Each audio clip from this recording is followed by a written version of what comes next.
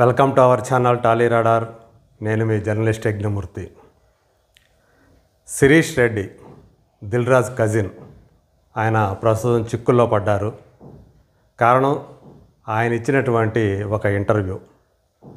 ఇప్పటి వరకు కూడా ఆయన ఏ ఛానల్కి కానీ ఏ మీడియా హౌస్కి కానీ ఇంటర్వ్యూ అనేది ఇవ్వలేదు. సాధారణంగా దిల్ రాజుకి వెనకే ఉన్నట్లుగా ఉంటారు. అట్లాంటిది ఇప్పుడు ఒక మీడియా హౌస్కి, అది కూడా ఒక వెబ్సైటు అలాగే యూట్యూబ్ ఛానల్ రన్ చేసేటువంటి ఒక మీడియా కంపెనీకి ఆయన తన ఫస్ట్ ఇంటర్వ్యూ ఇచ్చారు. ఆ ఇంటర్వ్యూతోటే ఆయన చిక్కుల్లో పడ్డారు, వివాదాల్లో చిక్కుకున్నారు. ఆ ఇంటర్వ్యూ మొత్తం కూడా ఎక్కువగా వివాదాస్పద అంశాలతోటే సాగింది. బహుశా ఆయనకు అనుభవం లేకపోవటం వలనో ఏమో తనకు తోచింది తన మనసులో ఉన్నది ఉన్నట్టుగా చెప్పేసి ఇబ్బందులో పడ్డారు. రజనీకాంత్ సినిమాల గురించి మాట్లాడారు. ఒక్క జైలర్ అనే సినిమా తప్ప రజనీకాంత్ని ఆయన యాడ్ చేసినటువంటి సినిమాలు తెలుగు డబ్బింగ్ వర్షన్లు తాము ఏది తీసుకున్నా కానీ ఫ్లాప్ అయ్యాయి అని చెప్పి ఆ రకంగా ఒక వివాదాన్ని సృష్టించారు. అలాగే గేమ్ చేంజర్ గురించి ఆయన చెప్పినటువంటి అంశాలు ఇప్పుడు చాలా వివాదాస్పదమయ్యాయి. అలాగే మైత్రి మూవీ మేకర్స్, సితారా ఎంటర్టైన్మెంట్స్, ఈ రెండు బ్యానర్లని ఉద్దేశించి ఆయన చెప్పిన వ్యాఖ్యలు కూడా, మైత్రి మూవీ మేకర్స్ వాళ్ళు నక్కలాంటి వాళ్ళు, సితారా వాళ్ళు నాగలోకం వంటి వాళ్ళు. అంటే నక్కకు నాగలోకానికి ఉన్నంత తేడా ఆ రెండు సంస్థల మధ్య ఉందని చెప్పేసి ఇంకో వివాదానికి తెరతీశారు. గేమ్ చేంజర్ అనేది ఎందుకనో ఆ సినిమా తీసినప్పటి నుంచి శంకర్ డైరెక్ట్ చేశారు, రామ్ చరణ్ కథానాయకుడిగా నటించారు ద్విపాత్రాల్లో, దిల్ రాజు బ్యానర్ నిర్మించింది. ఆ సినిమా డిజాస్టర్ అయిన సంగతి మనందరికీ తెలుసు. ఈ సంవత్సరం సంక్రాంతి సీజన్లో వచ్చిన సినిమా. సో 50% రికవరీ కూడా సాధించలేక ఇబ్బందులు పడింది. దాంతో దిల్ రాజు బ్యానర్కి భారీ నష్టాలు వచ్చాయి. సో ఆ తర్వాత దానికి సంబంధించి అంతకుముందు అల్లు అరవింద్ కూడా యథాలాపంగా చేసినటువంటి, అంటే సినిమా పేరు ప్రస్తావించకుండానే ఓ సినిమా పోతే ఇంకో సినిమా ఆదుకుంది సంక్రాంతికి దిల్ రాజుని అని చెప్పేసి ఆయన ఏదో యథాలాపంగా చెప్పినటువంటి మాటలు కూడా దుమారాన్ని లేపాయి.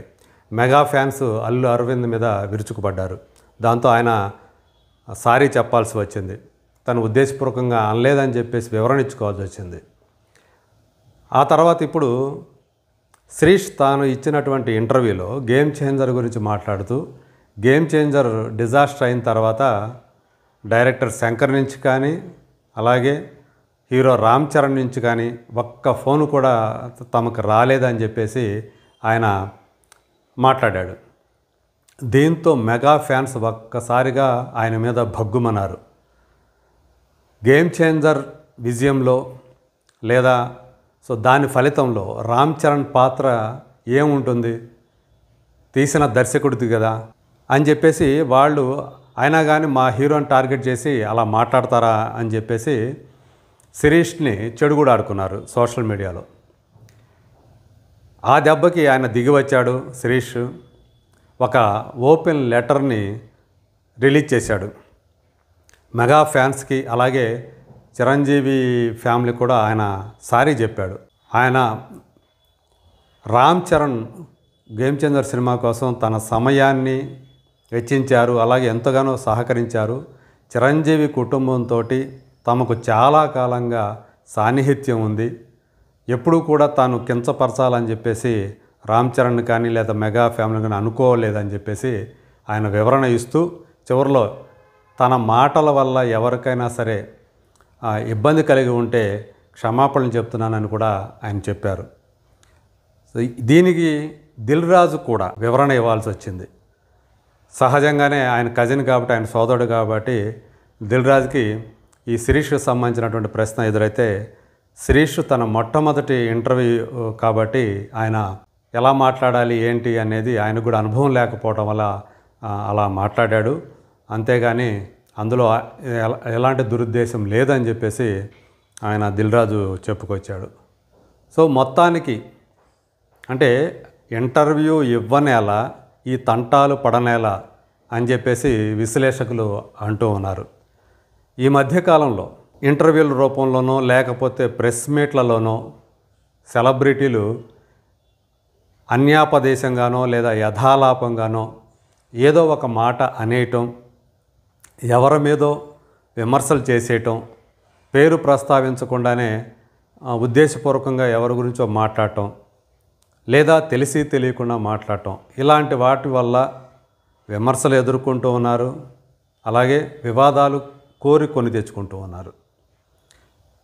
ఇప్పుడు మెగా ఫ్యాన్స్ ఏమంటారు, శిరీష్ గేమ్ చేంజర్ మీద చేసినటువంటి, అలాగే రామ్ చరణ్ మీద చేసినటువంటి వ్యాఖ్యల వల్ల రేపు వాళ్ళ సినిమా రిలీజ్ అవుతూ ఉంది, తమ్ముడు అనే సినిమా.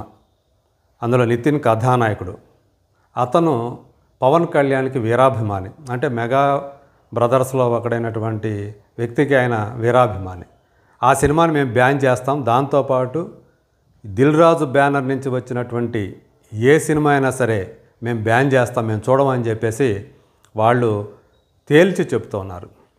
ఇది ఖచ్చితంగా తమకి ఇబ్బంది కలిగించే వ్యవహారంగా మారుతుంది అని చెప్పేసి దిల్ రాజు కూడా భావించాడు. అందుకే శిరీష్ చేత అలా బహిరంగ క్షమాపణలు ఇప్పించడమే కాకుండా తాను కూడా నష్ట నివారణ చర్యలు ప్రారంభించాడు అని చెప్పేసి ఇండస్ట్రీ వర్గాల వాళ్ళు చెప్తూ ఉన్నారు. సో మొత్తానికి ఏతావాత ఈ ఇంటర్వ్యూలు అనేవి కూడా ఈ మధ్యకాలంలో కొంతమందికి సమస్యలు తీసుకొస్తున్నాయని చెప్పేసి మనం చూస్తూ ఉన్నాం. మరి రాబోయే రోజుల్లో ఈ ఇంటర్వ్యూలు ఇవ్వటం అనేది దేనికి దారితీస్తుంది? కొంతమంది అయితే అసలు ఈ ఇంటర్వ్యూలే ఇవ్వద్దు. ఆ మధ్యకాలంలో సెలబ్రిటీలు, వాళ్ళు యాక్టర్లు కానివ్వండి, లేకపోతే ఇంకొక సెలబ్రిటీలు కానివ్వండి, ఈ ఇంటర్వ్యూలు ఇవ్వటం వల్ల లేనిపోని వివాదాలు తలెత్తుతున్నాయనే ఉద్దేశంతో సినిమా పెద్దలు, వాళ్ళు ఫిలిం ఛాంబర్కు సంబంధించిన వాళ్ళు కావచ్చు, లేదా నిర్మాతల మండలికి సంబంధించిన వాళ్ళు కావచ్చు, దర్శకుల సంఘానికి సంబంధించిన వాళ్ళు కావచ్చు, దయచేసి ఇంటర్వ్యూల్లో ఎలా పడితే అలా మాట్లాడకండి, వివాదాలు వస్తాయనుకుంటే అసలు ఇంటర్వ్యూలో ఇవ్వకండి అని కూడా పిలుపునిచ్చారు. సో అలాంటి పరిస్థితి ఈ ఇంటర్వ్యూల వల్ల తలెత్తుతూ ఉందని చెప్పేసి చెప్పాలి. ఒక్కోసారి ఒక్కో రకం ఆ థంబ్నెయిల్స్ వాళ్ళు కూడా వాళ్ళు చిక్కుల్లో పడుతున్నటువంటి సందర్భాలు ఉన్నాయి. కొన్ని ఛానల్స్ వాళ్ళు చెప్పేది ఒకటైతే అక్కడ సెలబ్రిటీ పెట్టే థంబ్నెయిల్ ఏమాత్రం సంబంధం లేకుండా ఒక్కోసారి వాళ్ళు చెప్పిన దానికి పూర్తి భిన్నంగా ఉండటం, దాంతో ఆ సెలబ్రిటీలు తలబాదుకోవటం, ఆ ఇంటర్వ్యూలు చేసిన వాళ్ళని ఏంటయ్యా మేము చెప్పింది ఏంటి, మీరు పెట్టిన థంబ్నెయిల్ ఏంటి అని చెప్పేసి వాళ్ళ మీద చిరాకు పడటం, ఇవన్నీ కూడా కామన్గా జరుగుతున్నటువంటి విషయాలుగా చెప్పాలి. సో నేను ఎంతోమంది వందల మంది సెలబ్రిటీలని ఇంటర్వ్యూ చేశాను. 1-2 సందర్భాల్లో ఈ థంబ్నెయిల్ వల్ల నేను కూడా ఇబ్బంది పడాల్సి వచ్చింది. నిజానికి ఇంటర్వ్యూ చేసే వాళ్ళకి ఆ థంబ్నెయిల్స్కి చాలా తక్కువ సంబంధమే ఉంటుంది. ఎందుకంటే అక్కడ SEO టీమ్ అని చెప్పేసి యూట్యూబ్ ఛానల్స్లో ఉంటాయి. వాళ్ళు పెట్టే థంబ్నెయిల్స్ వల్ల వీళ్ళు ఇంటర్వ్యూ చేసేవాళ్ళు లేదా యాంకర్ చేసే పని ఏంటంటే తాము ఎవరినైతే ఇంటర్వ్యూ చేస్తామో ఆ గెస్ట్ని వాళ్ళు ఇంటర్వ్యూ చేస్తారు, ఆ ఫీడ్ అంతా కూడా వాళ్ళకి ఇచ్చేస్తారు SEO టీమ్కి. సో వాళ్ళు ఏ థంబ్నెయిల్ పెట్టాలి ఏంటి, అప్పుడున్న ట్రెండింగ్లో ఉన్నటువంటి థంబ్నెయిల్స్ ఏంటి, ఆ కీవర్డ్స్ ఏంటి అనే దాన్ని పరిగణలో చేసుకొని వాళ్ళకు తోచినట్లుగా పెట్టేస్తారు. అవి సాధ్యమైనంత వరకు ఏంటంటే కాంట్రవర్సీ ఉండేటట్లుగా చూస్తుంటారు.